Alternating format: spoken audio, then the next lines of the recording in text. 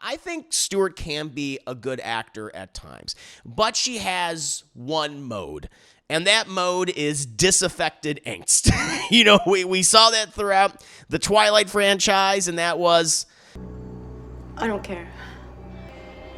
It does not matter. Well, it was what it was. So we have another A24 release with Love Lies Bleeding, a romantic crime thriller that seems to be taking inspiration from such seminal films as Ridley Scott's Thelma and Louise, or even the dark, twisted cinematic tales of the Coen brothers, movies like Fargo or No Country for Old Men. For those that don't know, I was really looking forward to this movie. I thought the trailers were slick, had a lot of personality, especially if that 80s soundtrack just playing throughout. And I think A24 has a pretty good track record when it comes to gritty crime movies with stuff like Good Time or even Uncut Gems. I wanted to watch and review this earlier this month, but it was in very limited release. But now I have seen the film and I can finally talk about it and get into, the nitty-gritty details with you guys. But, before touching on what I like and what I might not like about this movie, I do want to provide you guys with the synopsis. A reclusive gym manager named Lou with a complicated family history falls in love with an ambitious bodybuilder, but their love leads to violence when they become embroiled in the web of Lou's twisted criminal family. Now, this is my first time seeing a film by Rose Glass, who's probably best known for her first movie, her theatrical debut with Saint Maud, which garnered a lot of commercial praise when it was first released in 2019, but it was apparently overshadowed by a number of other high-profile releases at the time. I mean, 2019 was a particularly big year for critical darlings for film in general. I mean, you had movies like Parasite, 1917, Marriage Story, Once Upon a Time in Hollywood, just to name a few.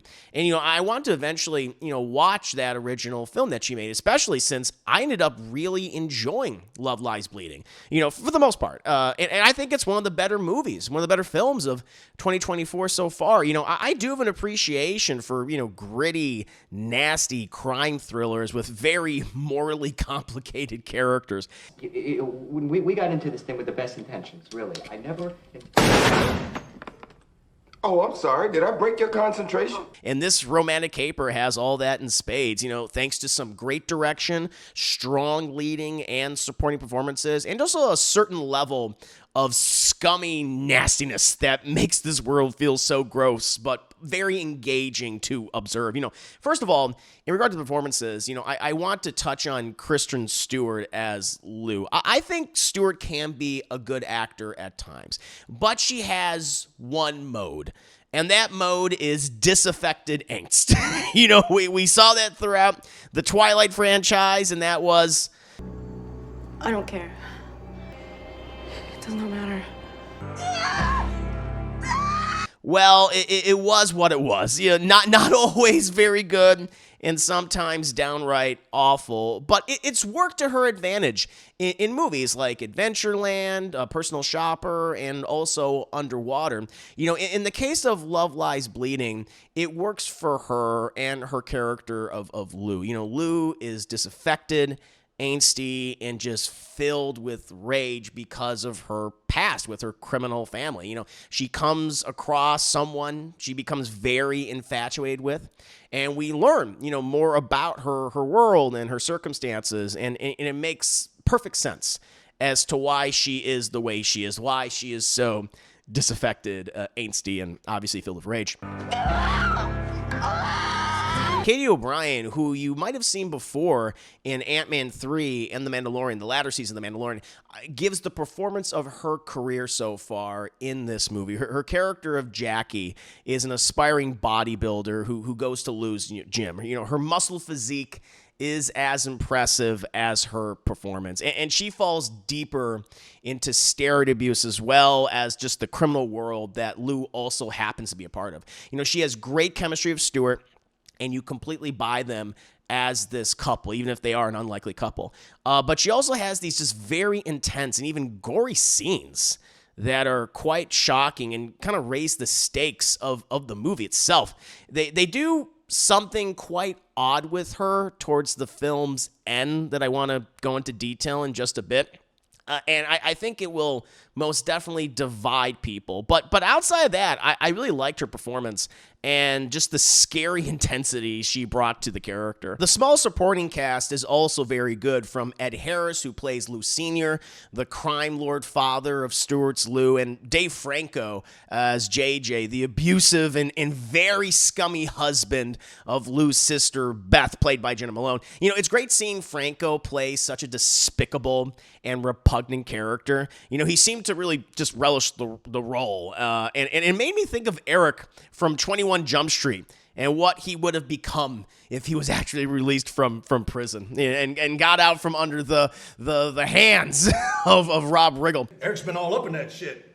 Isn't that right, Eric? You guys gotta get me the fuck out of here. But the person that, you know, really stood out to me was an actress I'm completely unfamiliar with, and that's Anna Baryshnikov, who played the character of Daisy in the film.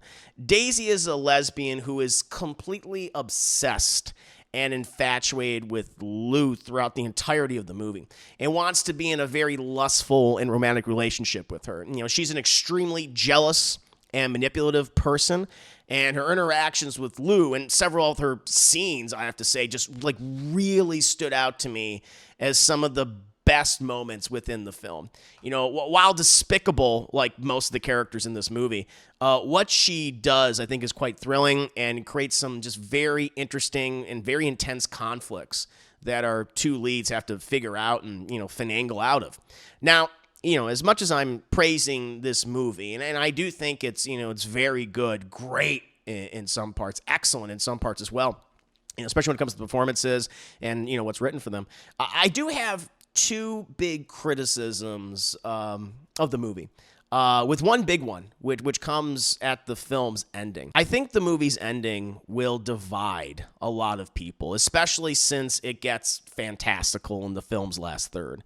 You know, we follow a character who is having hallucinations because of their substance abuse, and one of those hallucinations seemingly becomes reality at one point at the end of the film. You know, the film certainly has absurd moments, but they're either grounded in the reality that's established or are in fact delusions. But the film's ending goes full fantasy for a very specific and very important moment. And I just don't think it earns it. You know, it's a very bizarre choice that I think might turn off a lot of viewers, or at least leave them very confused as to what's happening. You're like, is this really happening, or is this just another drug-induced hallucination or delusion? My only other criticism is that the movie gets pretty sexually gratuitous at points between Lou and Jackie, especially. And listen, I'm no prude.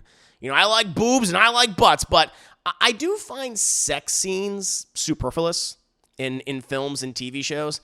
They don't really add anything to the narrative or the characters. They can often feel out of place or even very awkward. You know, I feel like they could have had more, I don't know, compelling or interesting scenes with Lou or Jackie or really any other characters in the movie. You know, it just seemed like wasted screen time.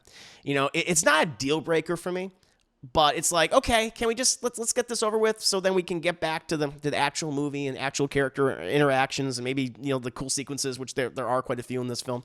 But again, aside from, you know, a certain sequence at the film's end and the unnecessary sex scenes, Love Lies Bleeding succeeds more than it doesn't. You have some great performances from Kristen Stewart, Katie O'Brien, who continues to be, I think, a rising star in this industry, Anna Baryshnikov, who has some of the best moments in this film, and I'm very excited to see her in more things in the future, whether it be on the big screen or the small screen.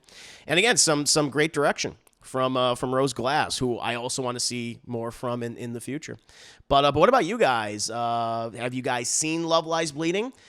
Did you like it? Were you mixed on it? Did you not like it? What do you think about the ending, which seems to be a big dividing factor for a lot of people, and how people's, you know, opinions are just overall shaped like by that ending? I think you can argue they don't exactly, you know, land it in a great way. So as always, please let me know in the comments below, and I'll see you next time.